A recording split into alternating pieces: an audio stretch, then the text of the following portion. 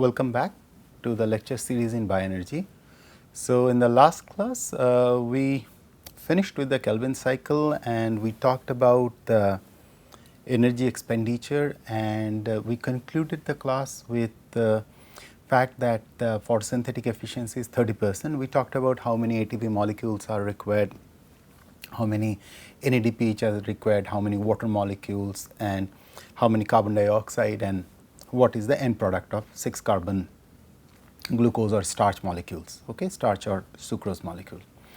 So, today what we will do is, if you guys remember that at some point I was telling you about the Rubisco and the problems with Rubisco. So, today's lecture will be about C3 and C4 plants. But the way I will move is that first of all I will give you an idea exactly what is the significance of this. So, actually Rubisco, as per the evolutionary chemist or evolutionary biologist, Rubisco possibly evolved in an environment in a distant past at some point which was rich in carbon dioxide. Rubisco as an enzyme was never really made by nature or engineered by nature to handle a situation of high oxygen. And as we have already discussed that Rubisco has both ways of binding. It can bind to oxygen, it can bind to carbon dioxide. Okay. So, now it has been observed that at higher temperature, if the ambient temperature goes up, say for example, somewhere in the tropics or semi-arid tropics, where the temperature during the summer goes to like say 45 degrees centigrade, or at least even 42, or hover between 45 to 50 degrees centigrade, it has been observed with the increase in temperature, Rubisco's affinity for oxygen increases. What does that mean? That means Rubisco, which was supposed to bind to carbon dioxide and promote carbon dioxide sequestration or carbon capture, instead utilizes the oxygen. That means instead of synthesizing, it is now utilizing oxygen. So, there is no evolving of oxygen, instead it is consuming oxygen, a process which is also called photorespiration. So, now if you just think, don't go to the details first of all, try to get the philosophy of it. If you think that an enzyme which is so critical for the plant to carry out photosynthesis is now involved in consuming oxygen. So, what we have talked about, the 30% efficiency of photosynthesis is going to go down, because part of the energy will be consumed in the respiration process, and that whole thing or photorespiration, and that whole thing will continue till the temperature comes down. But then how in all these semi-arid tropics and tropical areas or the places on the earth where there is huge amount of incoming solar radiation, how the plants grow? There are several crops which grows. Okay. Interestingly, many of those plants, many of those crop plants have developed or devised a very interesting technique to compensate for it. How they do so? So, before we get into the detail of what are those mechanisms and everything, let us talk about a little bit about the anatomy of the leaf. So, if you see a leaf, suppose this is a leaf, okay, which is growing. So, on top surface, if you take a microscope and you take a section of the leaf, you will see there are very small structure called stomatas. Okay. So, it looks something like this. It is coming back to the slide.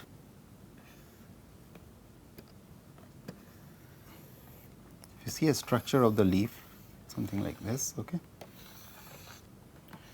So, if you take a cross section of it, so if I take a cross section like this,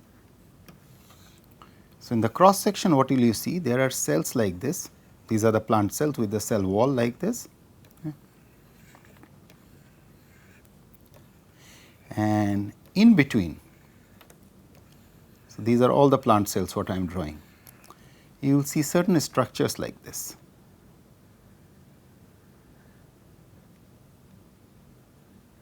Okay, something like this.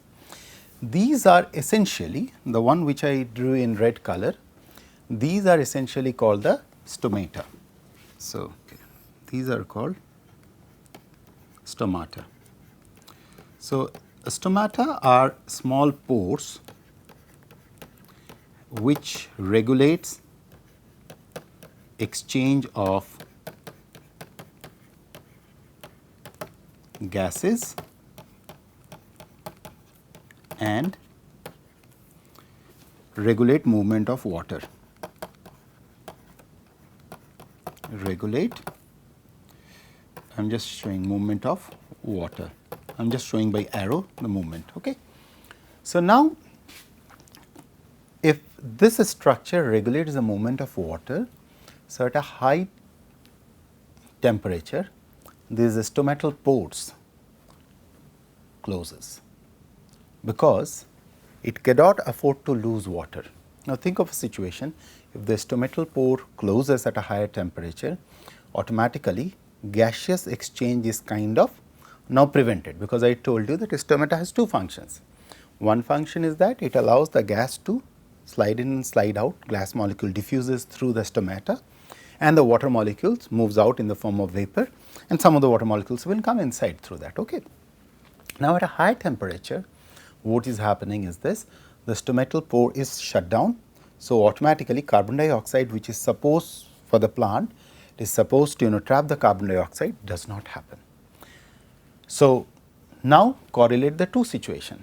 First, let me put it together. The first point what I mentioned to you was the Rubisco in the beginning. So, Rubisco become more oxygen binding, okay, when the temperature is higher, right, point 1. Point 2, when the temperature is higher, the stomata closes, okay, and if the stomata closes, so automatically there will be fall in CO2 intake. So, essentially these two situations where the CO2 intake is reduced and the stomata is closed and the Rubisco, this essentially promotes in a way something like this, where the Rubisco is binding to oxygen.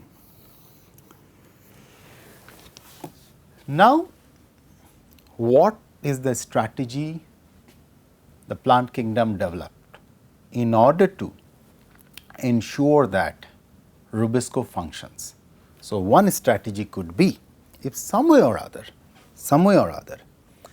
in that local vicinity just underneath the stomatal pore, if some way or other they could trap a lot of carbon dioxide. So, it means you have a store of carbon dioxide which you are holding out there, okay. And if you could trap those carbon dioxide and transform them, obviously just think of it, you cannot trap carbon because there is no cylinder there, okay. There is no, so you have to transform carbon dioxide into some other form there.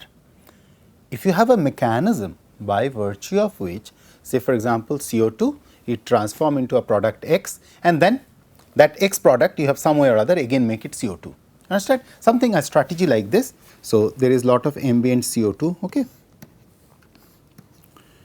So, this CO2 is being picked up, suppose this is the plant cell, it is taking up this CO2 and concentrating it at one point, and this CO2 it is converting into an X compound, which by another process could again release CO2, okay, something like this. So, in other words, this vessel what I have drawn here is acting as a kind of a reservoir to trap CO2, and the idea is to maintain a high CO2 level such that the Rubisco is more affinity, has more affinity for CO2. Okay? So, this is the strategy. Then how the plant does it? Here comes the catch.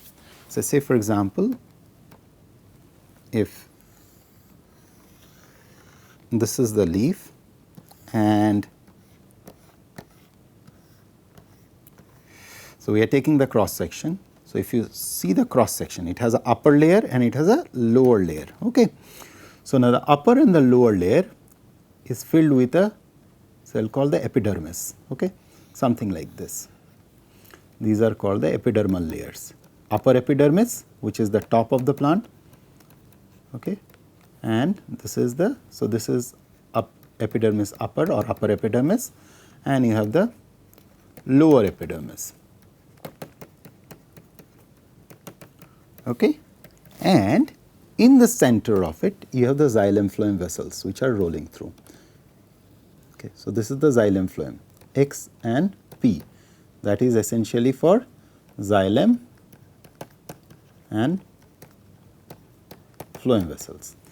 Around that, now I will show in light green, are a series of cells where most of the Calvin cycle is happening. Okay. Those are called, there is a name for, called bundle sheath cells.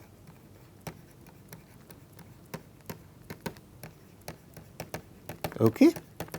And between the bundle sheath cell and the epidermis, and by the way, on the epidermis layer you are having those stomatas and all those things which are sitting out there, which is in direct contact with the air. Underneath this, now I will put a blue color, or there are cells which are arranged something like this. These are called the mesophyll cells or mesophyll cells. Okay. So, the cross section, if you look at it, so you have the upper layer, upper epidermis, underneath you on the epidermis you are having these stomata, underneath you are having the mesophyll cells, a lining of mesophyll cells, underneath you are have the vascular sheath layer, and then underneath you are having the xylem phloem. Again that repeats further in the same pattern. Okay. Now, coming back to the slide. So, the catch lies out here in this layer what you see, I am just putting it, the one which I am dotting now, in the mesophyll layer. So, there are two categories of plants. I will explain it why they are called. One is called C3 plants, the other one is called C4 plants. And in a C3 and C4 plant, the difference lies in that mesophyll layer. These mesophyll layers are very intensely packed in C4 plants like this. Okay? Almost like as if like a cylinder, they are standing out there. So, this is how they are packed. So, instead of these blue, you have to replace it by a something, and they are in very, very close proximity with, on the epidermal layer, the stomata like this, okay, something like this, and some of them even are in direct contact with the air, and you are having the epidermal lining like this, which is I am putting in a light green color. Okay. Whereas on the contrary, these mesophyll lining is something like this, crinkled shape like this, and underneath you are having the stomata like something like this. Once again, okay, the stomata is like this. Okay. So, now what happens? The specialization lies in this layer of the mesophyll cells. These mesophyll cells, what they do, either they are direct contact with the air or through the stomata. This is that reservoir, what, just coming back to the slide, these mesophyll cells for the C4 plant is this reservoir like this, that CO2 reservoir. So, what is happening inside these mesophyll cells? Because it is underneath the mesophyll cells, you are having the layer of bundle sheath cells which are sitting here. So, this is where all the the Kelvin cycle is taking place. Okay, I am coming to the CAM pathway after this. Okay, so and out here, so this is the reservoir where something is happening, and what is happening in that reservoir?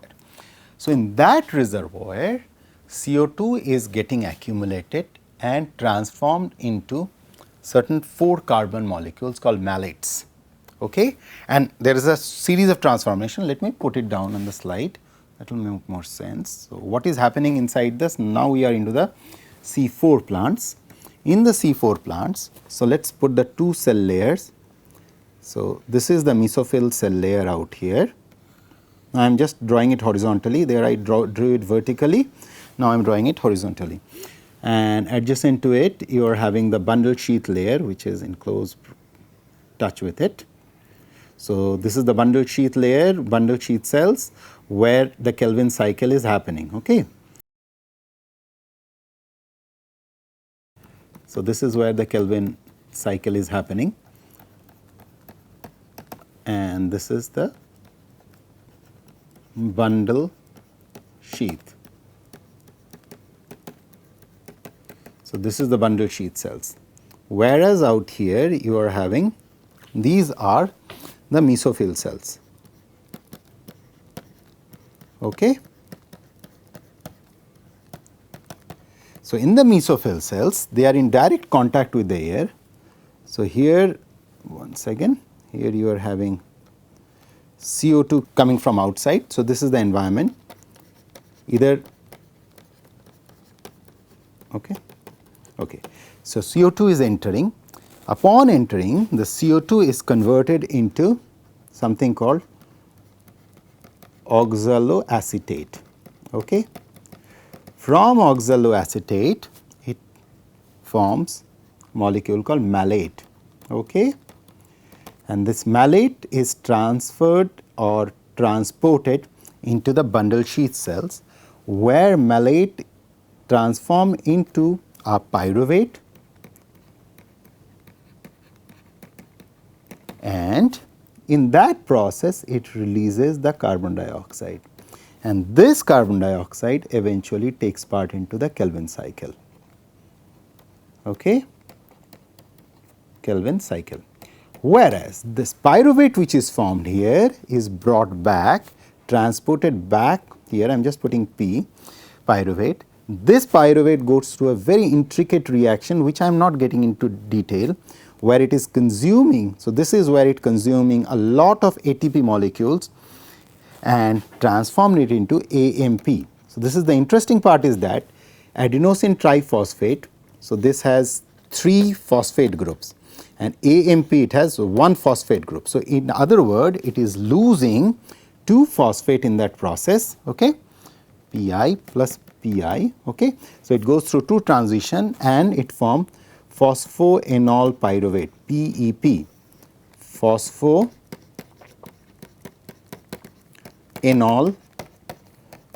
pyruvate. Okay, and this phosphoenol pyruvate again transform into oxaloacetate, and again this whole reaction continues. Now interestingly, the first clue of the existence of such cycle or something different was given by a Russian scientist. Okay. Followed by that, this was further. So coming back to the slide, this was further, back in 1960 this idea was thrown that there is something different is happening. After that, 2 scientists explored this pathway, which is called, or rather discovered this pathway. One of them is MD Hatch and the other one is CR Slack, and that is what is also called Hatch-Slack pathway. What they said is that the first clue of the existence of CO2 transport mechanism came from studies showing that the radioactivity from a pulse 14 CO2, you guys remember what we have talked in the beginning, 14 CO2 appeared initially in oxaloacetate and malate and other 4 carbon.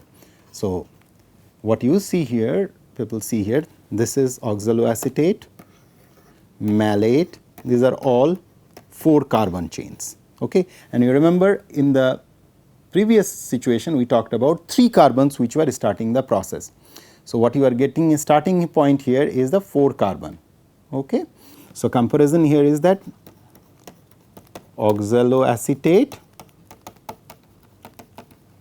versus phosphoglycerate. This is where C3 and oxaloacetate being C4 to the starting point, these are called C4 plants. Okay. And there is a decarboxylation of the C4 compound in the bundle sheath cell maintains the high concentration of basically of the CO2 at the site of Kelvin cycle, and the C3 compound returned to the mesophyll cell for another round of carboxylation. So, this whole thing continues, and the enzymes which are involved in this process, one of them is called phosphoenol pyruvate carboxylase, phosphoenol pyruvate carboxylase, and there are a few other which are not really significant at this point, but what is important for you people to understand is what is exactly happening here. The reaction is something like this. Now, I am just putting down the reaction. So, you have CO2 in mesophyll cells, okay, plus ATP. Remember that I told you that there will be a consumption of ATP plus water, which is making it CO2 in bundle sheath cells and plus AMP. I told you ATP gives away 2 phosphate and become AMP, 2 Pi because those 2 phosphates are being lost, and a proton. And 2 high energy phosphate bonds are consumed in transporting CO2 to the chloroplast of the bundle sheath cells. Okay. Now, what we will do after talking about this basic pathway of C4 cells, let us talk about the what is the total consumption of energy in this whole process. So, now 6 CO2, now this is that comparison, plus 30 ATP. Now, here you see the difference is 30 ATP as compared to where you are using, if you talk about the C3 pathway, you are using 18 ATP. So, you are needing more energy for C3, okay. So, for C3 you need less energy, whereas here you need more energy. Now, coming back, next 12 NADPH plus 12 H2O giving away C6 H12O6 plus 30 ADP, because phosphates are being lost, plus 30 Pi, that is phosphate, 12 NADP plus 18 proton moieties which are coming out of it. So, in other word, to put it, summarize this whole thing, what does that? This means that tropical plants with C4 pathway do little for photorespiration because it has a high concentration of CO2 in the bundle sheath cells and accelerate the carboxylase reaction relative to the oxygenase reaction. So, this is the challenge, carboxylase and oxygenase reaction of Rubisco. So, by this process you are increasing the carboxylase reaction because you are trapping more CO2, making this environment, in spite of having high temperature, you are making this environment more, a local concentration of CO2 is much more higher. So, there are plants like sugarcane, most common plant, which follows a C4 pathway, and I request you to look for what are the other C4 plants. So, one of the objectives of a lot of bioenergy research directed towards plant genetic engineering is that if we could have more and more plants with C4 pathways, think of it philosophically, what does that? That means we will be sequestering more carbon dioxide because they have a mechanism of kind of a cylinder where they can trap it. There are a lot of efforts happening across the world how the plant could have more CO2, more CO2, more CO2, so that they can transform them into hexose sugar. So, this is where all the way from the basic reaction of photosynthesis we reach to the C3 and C4, and this is where we will be concluding the photosynthesis part, where how all these different bioenergy resources are being produced. So, what we see now, this is the driving force for producing wide range of sugars, driving the whole machinery of the plant, and which having releasing lot of proteins and lipids and all sorts of complex sugar, long chain sugar, short chain sugars, likewise series of them, cellulosic and non-cellulosic, starch and all that stuff. So, now since we know pretty much with all these lectures as of now that this is how the biology is producing all over the world, whatever vegetation you see which are dependent on light. We are not talking about the hydrothermal vent where there is no light. Light independent system produces its biomass through this whole chain of photosynthesis. Photosynthesis, using light, synthesizing a series of molecules. Now, next our goal will be in the next class, what we will be starting is that how again these could be transformed from here to energy rich fuels, one aspect what we will be dealing with, and the second thing how these materials could be utilized for making charge storage or energy harvesting directly, okay, which will be our advanced topics, and we will talk about all this. So, to conclude this journey of photosynthesis, or the most fundamental mechanism by virtue of which the light dependent synthesis of these molecules are happening, we started with basic architecture, then we talked about photosystem 1 and photosystem 2. We talked about water splitting cluster, where the part of the reaction CO2 plus H2O making CH2ON, which is the carbohydrates, plus oxygen. So, H2O2 O2, which is essentially the water splitting, which is happening underneath photosystem 2 in the manganese cluster, is taking care of that. From there, that electron, which is the infinite source of electron in the form of water, is supplying electron to the photosystem 2 in order to bring it back to its ground state, where because of the 4 photon, electron is being ejected out from the chlorophyll molecules. That chlorophyll molecule, which is devoid of the electron, is brought back to its ground state. Then the electron hops to photosystem 2, photosystem 1 from photosystem 2. Photosystem 1 simultaneously a series of chlorophyll molecules which are devoid of electron because they have ejected out electron is balanced out. They are being brought back to their ground state, and that electron which is donated by the photosystem 1 then supplies, funnels that electron to NADP to make it NADPH, which is a very strong reductant. And then once that, how that NADPH takes care of using C3 carbons, how the whole glucose moieties are being formed.